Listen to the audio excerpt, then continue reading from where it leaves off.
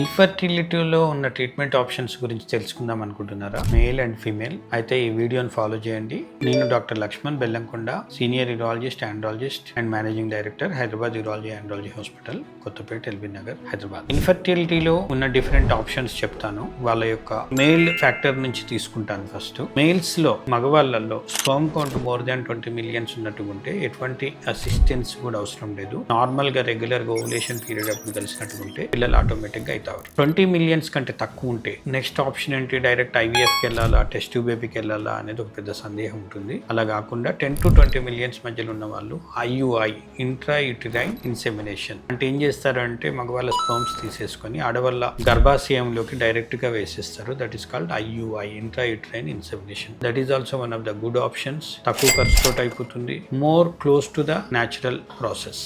And if the count is less than 10 millions కంటే తక్కువ ఉన్నది స్పర్మ్ కౌంట్, దెన్ అప్పుడు ఆప్షన్స్ ఏంటి? ఐయుఐ అప్ టు 5 మిలియన్స్ వరకు ట్రై చేయొచ్చు, 5 మిలియన్స్ నుంచి 10 millions, but directly you may go for IVF. So మగవాళ్ళ కౌంట్ ప్రకారము natural, IUI and lastly IVF. IVF is nothing but artificial reproduction. అలాగే ఫిమేల్స్లలో కూడా ఏదైనా పీరియడ్స్ ప్రాబ్లం ఉండి, ఓవులేషన్ డిస్టర్బెన్సెస్ ఏమైనా ఉన్నట్టు ఉంటే వాళ్ళల్లో ఎర్లీగా డెసిషన్ తీసుకోవాల్సి ఉంటుంది.